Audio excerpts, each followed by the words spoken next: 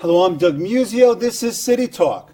The 2005 mayoral race is on and it's heating up. The opening gun was fired at the mayor's State of the City address back in January. The mayor said then, quote, "Judge me on the success or failure of my control of the public schools, and so we shall."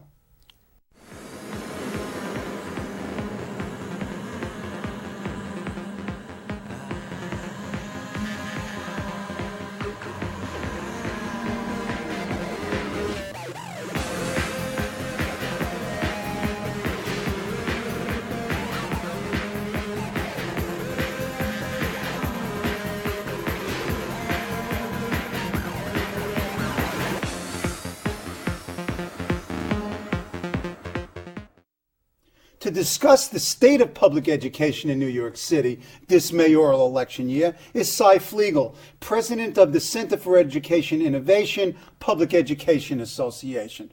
Welcome, Cy. It's always a pleasure. It's my pleasure, Doug. Now, the last time we talked was in January. Correct. What's happened since January? Start with contract. Well, the contract Between the UFT and the city. of course, is really not going on now because they're going to fact-finding. Okay, talk about this process. Fact-finding is in my opinion, a stalling process. They go before fact-finders who can make all the suggestions in the world. Neither side has to follow those suggestions. But this is mandatory. This is part of the that's right, contract. part of the process. Okay. If you run into what you consider a dead end, you go to fact-finding. Okay. So they take a look at what are the issues on both sides, Okay. and then they come up with a report. Non-binding. But what it does, I guess, is give both sides time to allow the political process to go ahead. Now, the political process has gone ahead, and I think, and this is just my own guess, it's shifted somewhat. I think at one point the union felt we most probably would do better with a new mayor if he were elected. Okay, so wait out the current. Wait out the current, because they usually make it retroactive, and I could see it as a political position, and I think they were counting on Freddie Ferrer, quite honestly. I don't have to tell you, you're a political science guy. Freddie Ferrer's run into a good deal of trouble. Suddenly Bloomberg is double digits ahead and so on. So 4.5 months out, it's not as clear who the Democratic candidate might be. And whether the Democratic candidates, any of them, is going to beat Mr. Bloomberg. Right, and particularly given Randy's track record in the last mayoral election, where she backed every loser. That's a problem. You have to bet the way against her all the time, and you win. You know how teachers are. First of all, teachers don't follow what the union tells them to do in terms of voting. I mean, that's clear. And second, so I suspect now the mayor's side may say, well, what's the rush to sign this contract? I'm most probably in a much better position when I'm mayor again. You see, I agree. So both variables lead it to no contract until after November. I think that makes a lot of sense, unless one is willing to come up with some real, give up some work rules or whatever you want to call it. I mean, your major focus has been on the contract. In fact, in the op-ed piece that you wrote for the Times in April, you talk about fixing the teacher's contract, that it doesn't matter all the money we might get from the CFE decision. If we don't have a good, workable contract, it's for naught. Explain your argument. Okay, here's my argument, basically. I think the fiscal equity case is a wonderful opportunity for New York City kids. So now I don't want it messed up. Okay. You see, if after this we still don't really move kids along, people are going to give up on public education. Okay. I don't want that to happen. Okay. So what are the specifics? Go ahead. You know, I often talk about 6R, which is a regulation. regulation. It says teachers don't have to be on lunch duty, hall duty, study hall duty, and even homeroom.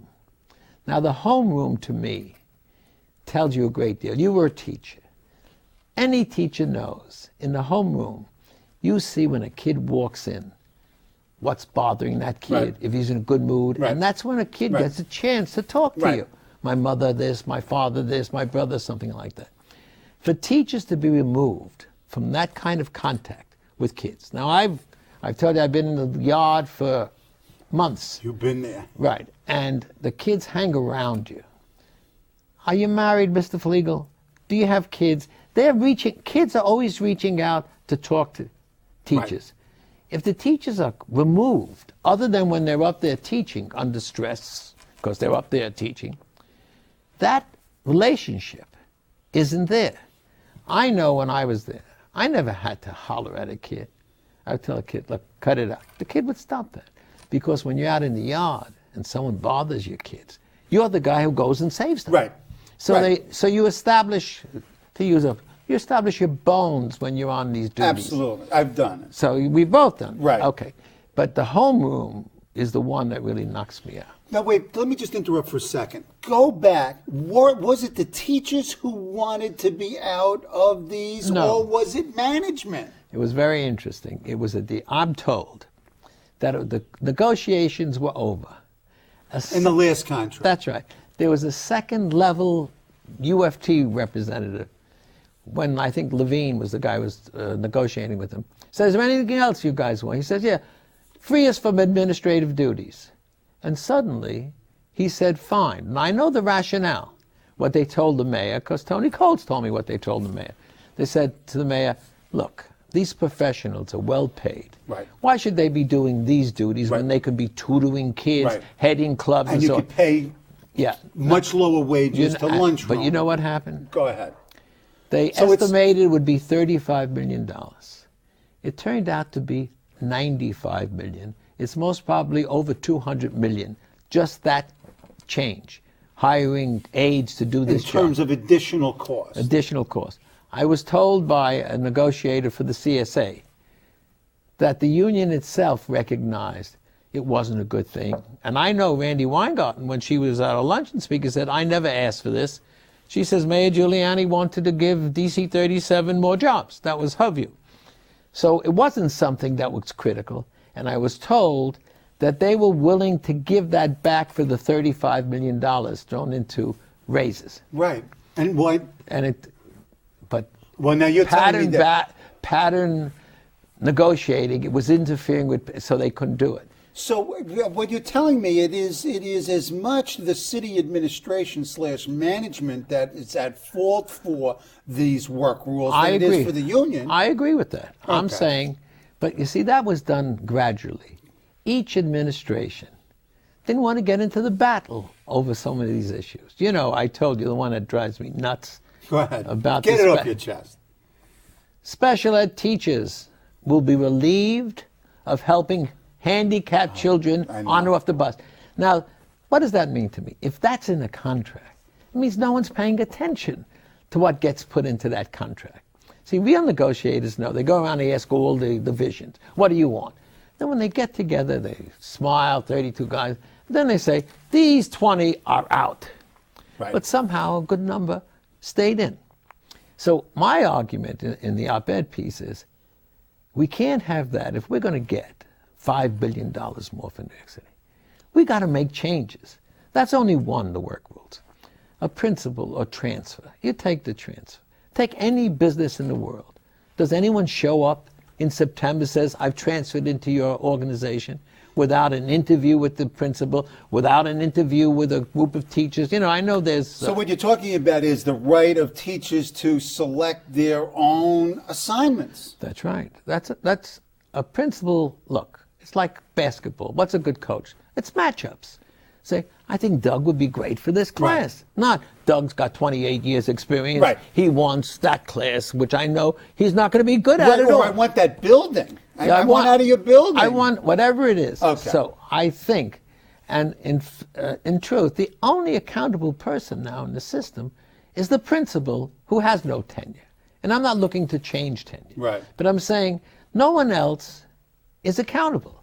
So at least you have to give the principal some authority on who works in the building. Okay, now we've got the nexus of governance and the contract. Let's stick with the contract, but I want to get to governance. Okay, so you're this binding arbitrator, so you've already, you want to eliminate certain things. And what else do you want to eliminate from the contract?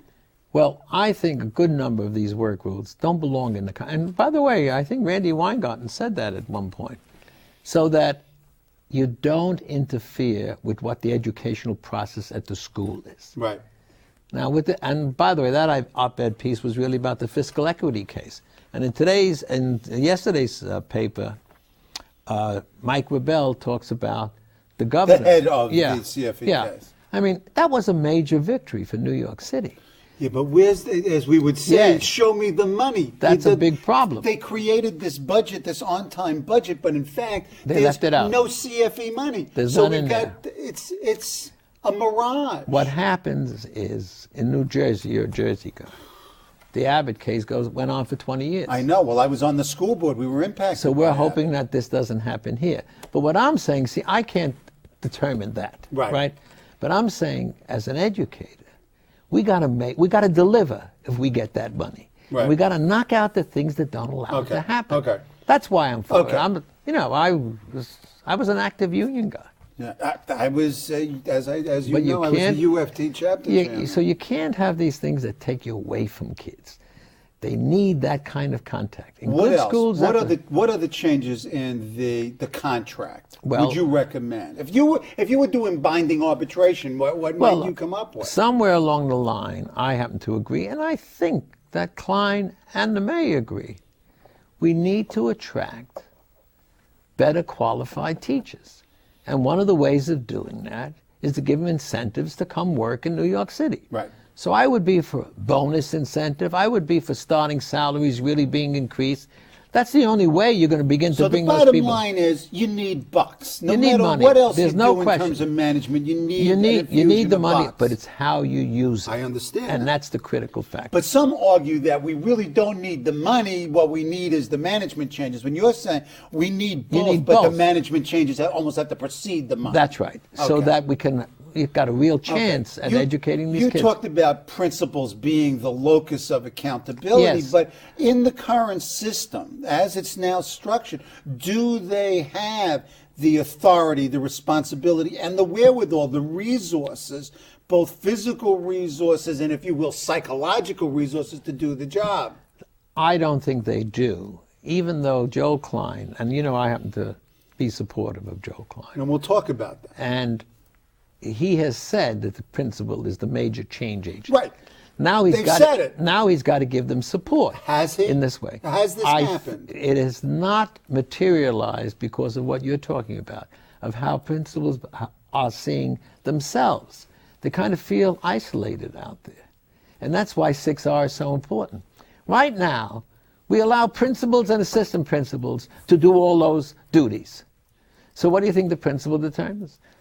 Teachers can't do this, but it's good enough for the principal to do that. And so that would be a message to principals, that you are running your school, that you can determine how. Why haven't they done it? Why hasn't the city done it? Because that's part of the work rules. Okay, so this is part of this ongoing That's right. negotiations. So that's a very important thing. Okay. Now you want to talk about governance. And you and I have discussed this before. I remember telling you, I think someone read a Roman general's biography. Everything's intense. How is this system worked? Well, you see, and I'm a guy who believed in mayoral control. By the way, I always give credit to the mayor that he wants to do it. But had he asked me, I'd say, I would not want to be judged on how the system changes within a 3-year period. I mean, but it was a gutsy thing for him to do. Okay. And he stuck with it, basically. So I think what they think, and I've had this discussion with Joe Klein, and at one point I said, okay, I'm willing to believe that. I said, it's too centralized, the system. Right. You have 10 regional superintendents, some of whom had at most 1,000 kids that they were responsible for. Now some of them have 147,000 kids, which is as larger than Boston, Newark, Pittsburgh, Philadelphia. And did they get sufficient training to accomplish these jobs? I don't think so. No, I don't think so. And my other pet thing, everybody hides. Because now everybody will tell you I'm an instructional leader. Now what does that mean? You and I were in schools. You're not going to have good instruction until you have a healthy, safe environment that's orderly, where kids want to learn and so on. But everyone tells you they're the instructional leader. Whenever there's a problem, they say, no, I'm in charge of instruction, including the regionals. So they have this phony situation that Sanders made happen because we've discussed this too, suddenly there are 32 districts. Right. Now, you and I thought... They were gone, but they're there. I mean, there's so a you know lot what of happens? sleight of hand. There's someone sitting in each of those districts. So whenever there's a problem with environment, with a learning environment, they go to that guy who has no power whatsoever. And in fairness, even to the regionals, they don't have money at their control. Now, when I was a superintendent, when I wanted something done, I had to come up with some kind of resource to get the guy to do it. I can't say, listen, go educate the kids better. What I would say is, well, what is it that you think will really work? Right. So I got this program. I say, what does it cost? You give him something. Suddenly he feels, hey, I got the support of the superintendent. But this ain't happening. This is in the control of the rocks. What's the rocks? They are the regional office guys, the money guys. Oh, the business guys. Yeah. Now, somehow they avoided the 10 there. There's 6. Okay. Right? I don't know. So, and you know what happens? They control things. Let me just tell you this. We do a service for schools now. We have a guy named Joe Camp. He knows business. He was in the school system and so on. We send him into a school. He gets back $200,000 to $300,000 that the principals who have a budget didn't know was theirs. You understand? Right. And the rocks don't say, by the way, you know, you could really have 200,000 more if you knew what you were doing. So that does not work. Duh. So what you were talking about? They got to change that. They got to change it. Management. They got to change it. Well, in the system. I know I'm not going to be very popular for this, but I think the whole McKinsey approach that was brought in. The whiz kid approach. That's no right. Educators. That's right. Management consultants. So look, you know, I've been a guy always complaining about bureaucracy, but in every bureaucracy, there were 5 people who ran the system. Right. There was always someone. And they knew what they were doing. Yeah, Peg Harrington, John Ferrandino, they knew how to get things done. Right. I don't know if there's anyone down there who knows, because they were all new, so they cleaned out, and now it's a slow learning process. Also, to go back into ancient history to bring us forward, I think there was a major mistake in the choice of the deputy chancellor that took the whole effort far afield, the conflicts over, you know, curriculum, uniform curriculum, You and the I reading discussed curriculum. that. We've I think discussed that this. was a major blunder. Have we recovered from the Diane Lamb blunder, or are they making the same mistakes? Well, Carmen Farina is not Diana Lamb. Right. She's smart. She cares, she knows a lot, and she's been in the box, so to speak. Yeah, she knows that's New York. one. But underneath that, you've got all of these non-educators out there. Well, they're not the non-educators out there. The non-educators Inside, are in Tweed. I'm sorry, are they're in not Tweed. out there. They're in Tweed. And so I remember Joel saying, because I criticized the centralization of this, he says, I got 100 people out there, each with 10 schools. That's a greater decentralization than the former system under these local instructional superintendents. But I don't think they even see themselves that way. They got 10 schools, 11 schools, but they too have no money, no real power. So there's going to have to be, and I suspect after the election, you're going to see some real changes. So you're describing a system that on its organizational chart is decentralized, but in fact, given the lack of resources and power, is extraordinarily highly centralized. Centralized, yes. In the chancellor and the deputy chancellor. And on the other side of it, now this is again my own bias, people are afraid. There's not enough courage in the system now. Go ahead. I know what right? I know what you mean. Principals are afraid to do things that they should be doing. If I was still a principal today, do you think I would just say, whatever you tell me to do, I'm going to do? No. Right, because we've talked about this, some of the insane directives coming out of Tweed. I remember under Lamb, how to organize the classroom. The rocker had to be here. The rug had to be here. No cover board paper work. on the board. I would say, forget about that. Is that still going on? This idiotic micromanagement? I hope not. I don't know enough about that. Go ahead. But I'm going to an elementary school today out in Brooklyn or Queens, and I'll find out. I'm going to talk to teachers about that. Well, you do this all the time. You're always in the schools. So you get to know what's happening. You need courage. And I can't tell you how many people have courage. I say have courage. You want to know the truth? Nothing happens to you.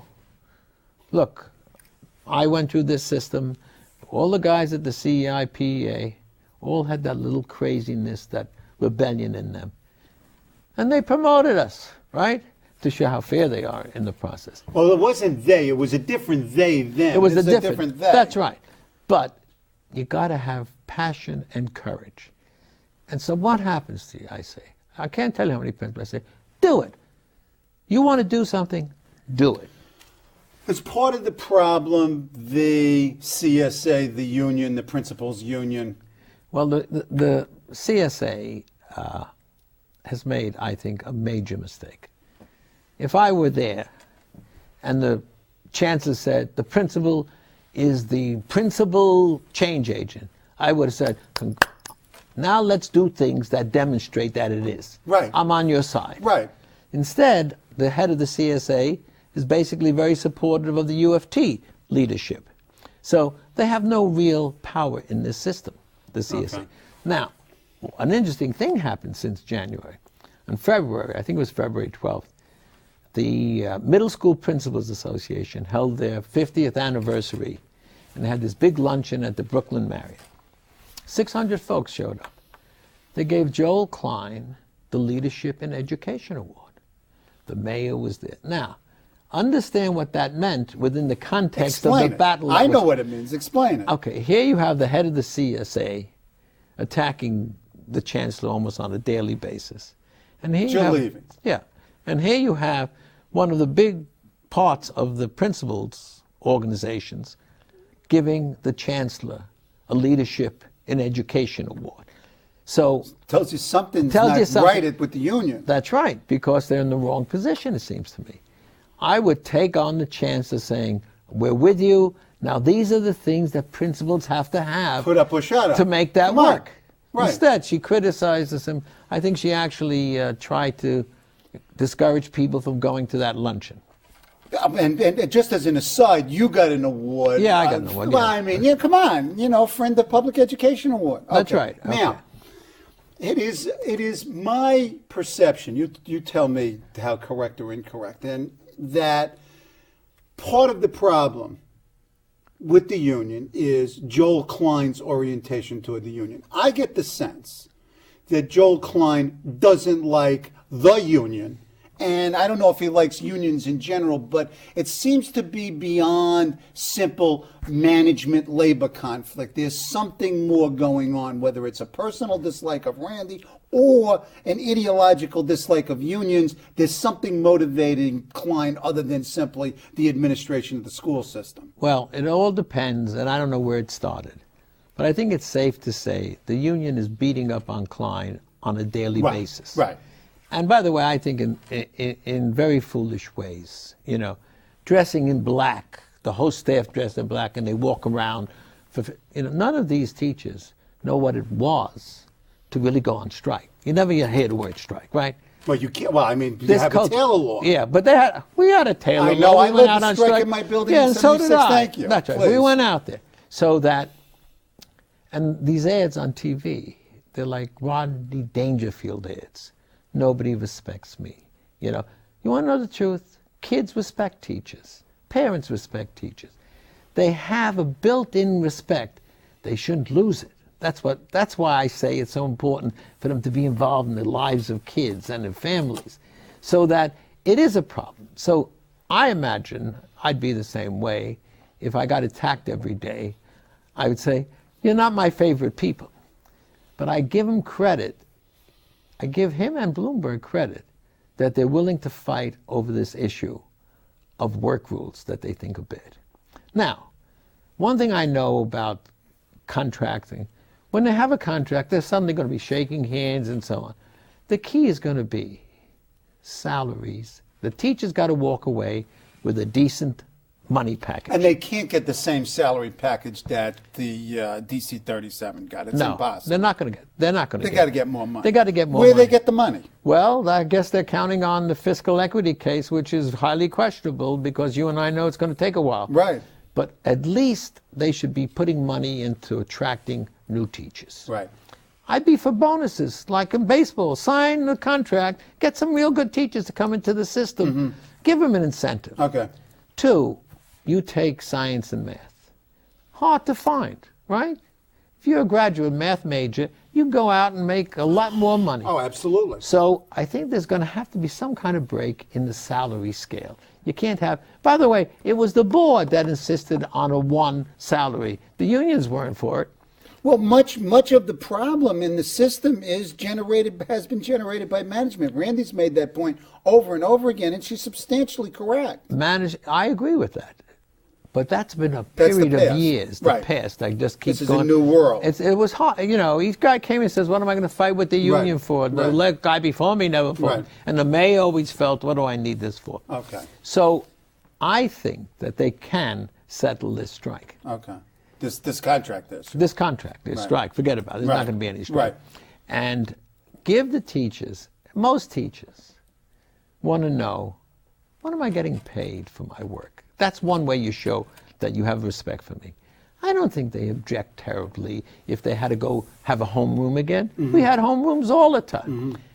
My argument is it's better for the teachers to have that kind of contact with kids than only when they're standing in front of the room and some kid is not behaving. That doesn't make sense. So I think that this contract can be settled, and I think it's going to have to be settled if we really want to move public education. But, I mean, in sort of a closing remark, you earlier said that you didn't believe that this is going to happen before the election. I don't think so. I think what happens now, that switch, I think the mayor's folks want to see what happens. The mayor's in a much stronger position. Right. Because then she's got to face 4 more years, of this. Right.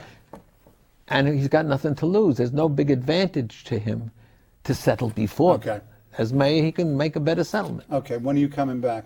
Whenever you like. It's always my pleasure. We'll have to give either the beginning of the new semester in September a report card to see how it goes, and we'll be close to the mayoral election. That's right. And we'll give some advice to the candidates. Come on. That's right. You're a political scientist. They won't listen to us. Thank you.